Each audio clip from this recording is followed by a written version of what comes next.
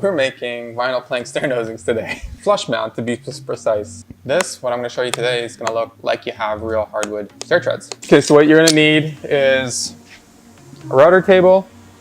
You need to make sure you have a good fence on your router table because you're gonna be pushing a lot of weight against it, and you need to be very accurate. Then you need 2 featherboard guides, so these just help you keep down your board so you don't get movement and you get equal pressure on your vinyl planks, so you don't get unevenness. Yeah, so you have nice, clean, consistent line. If you don't, you can get splitting, cracking, which I've experienced plenty of trying to figure out how to do this. The bit you'll need is a V-groove bit. I got this here. So I got a 3/4 V-groove bit. I just, in case you have bigger stuff, it's easier to have a wider bit, just so you can do thicker stuff. Because if you get a small one, you probably only just want for your bit, for your own vinyl plank, and then you want to do a different one, your bit's too small. So I always like going for the bigger one, and they're a little more stable than the smaller stuff. What do you do with my big bit? You take it? The big one. This one that's right here? The one you moved off my very organized table. You don't move my stuff. Very organized. It's organized to me. Okay, so if you have a table saw, router table, that's what this thing's called. It's easy to, if you have an easy adjust, like I do here, it's much easier to set up your height than if you have to adjust it manually. Much easier. Because you want it just a 1/16 below the surface. Once you have it, lock it in place. We'll do a couple test runs. So first pass, I like doing at 1/2 inch for your bottom lip. And I like to keep the nosings looking about 1 1/4 inch thick, so the next I'll move it back about another 1 1/4 inch, and then run another pass, and then I'll show you how we go through that process.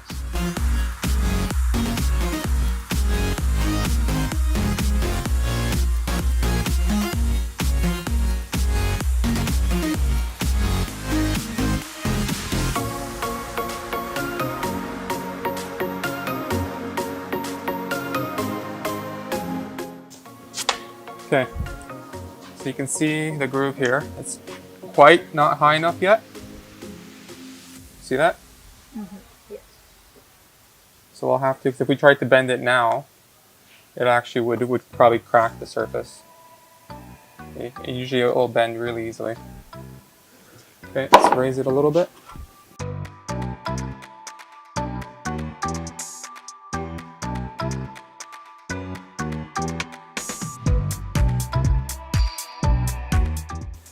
Okay, so we're just about there. You can see it's just below the surface where the finish starts on the vinyl plank. And you can see that it just bends really easily. Very easy. Very clean. Yeah, I think I'm gonna make this just a little thicker. The base here, I'm not quite happy with it. So another 2 or 3 mils? 3 mils? Yeah, 3 mils. 3 mils? A little more? A little more. We'll do 5. So we'll move over to the piece we want to use to make the nosing. Of course, you'd have a 4-foot length that you can make it out of. This will make it out of scraps.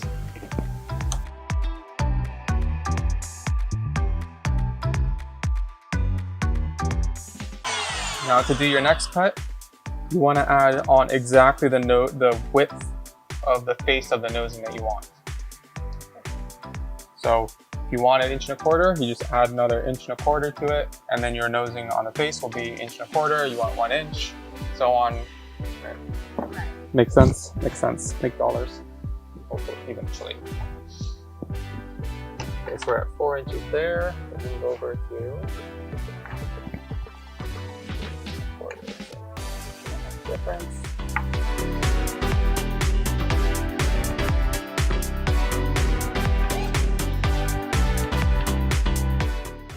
Okay, so there you go. You have your two grooves. What you want to remember when running it through is slow, but never stop. So keep it consistent and just keep moving it slowly through. Because you don't want to burn or any spots or get unevenness in your cut. And a nice sharp blade. That's the key. Let's see if we can bend this and glue it together. So what I like to use to glue these together, I've tried multiple different glues. Tried PL 400, I've tried Titebond self-pour adhesive. They work, they just take a long time to set. So what I've started doing was just using crazy glue, but it's extra thick, 10 to 25 seconds. This is from our local stores here, KMS. You're gonna have to try to find something in your area. I have the glue and the accelerator. So this just helps it, once you have it set, it helps it set really quick. There's all different types of forms out there of it. So what you want to do is just kind of give it a pre-bend, just to make sure everything goes smoothly. To both of them just a little bit. And then grab your glue. Put it in the groove there. And remember, try not to glue your fingers to it. Easier said than done.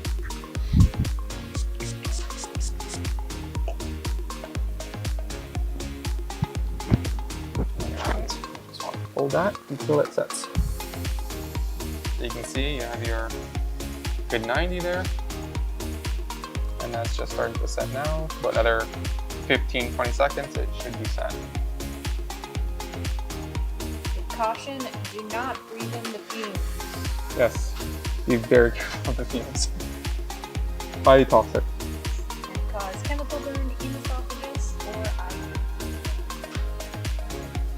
maybe death. Maybe death. Camera proof, I did that. No. No. Maybe we're good so far. It looks like it's set. Does that look like it's set? Yeah. So there you go. There you have it. Your own flush mount stair nosing. What do I mean by? So when you have your stair nosing, you put it on top of your step. Right, it sits on top, and then your vinyl plank on the back just clicks in there. And that would be your finished product. And yeah, that's how you get your stair nosings, your vinyl plank stair nosings to look like real hardwood. And I don't think anyone will tell you that unless they know their stuff. They won't know the difference between your vinyl plank stair nosings or actual solid wood stair nosings. White time, yeah. White time. It's whiteboard time. Okay. Whiteboard time of day. When you're installing your stair treads on your steps, there's new construction. I think that is annoying. You have your step, usually you have your wood that goes on top, and then you have your riser, or your plywood there.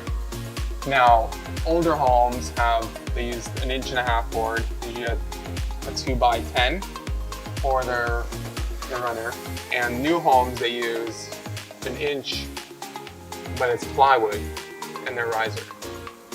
With this type of stair nosing, you can actually calculate your distance, so you can actually just wrap it all the way around, so then you actually have interior structure as well. And usually with vinyl plank, you want to, when they would traditionally do it with hardwood, they would cut this off, and that's just a ton of work. By doing it this way here, you'd actually save yourself a ton of time just calculating it and then wrapping it around and installing your pieces that way. Because usually it's this, or you do carpet, right? Which a lot of people do. So that's another I think a good reason to maybe want to go in this direction. I don't know, I love vinyl plank. Helps like wood. It's because I have 4 boys. They destroy everything. But they managed to destroy this, but they dropped my pull-up bar on the stair and just gouged the floor. That's what it takes to destroy this kind of stuff. Yeah. It just bugs me how easy that was. Okay. So, What am I saying? So, if someone has... If someone have any questions on how to install, on what? What kind of questions would you have? So, questions would be, Any question. is there a particular kind of vinyl plank that is best to make this out of? Or would you From what I've tried a lot of different varieties of vinyl plank. They all seem to work the same. I use an SBC, stone something composite. 2 hours later. What's the acronym for SBC? Stone plastic or polymer. Yeah, there you go. Stone polymer composite. Stone polymer composite. Please edit that heavily. just leaves it all? Just do it all in. Just keep making fun of me as you're doing it. Any questions? Throw them in the comment down below. I'll be happy to answer them for you. I use a PL Premium or Titebond Subfloor adhesive. Yes, so I use Titebond Subfloor adhesive to glue these down on stairs. You do need to just put it down S pattern so you don't lock in the air bubbles. Just comment. Just throw them in the comment down below. Ask questions if you have any, and I'll be glad to answer them for you.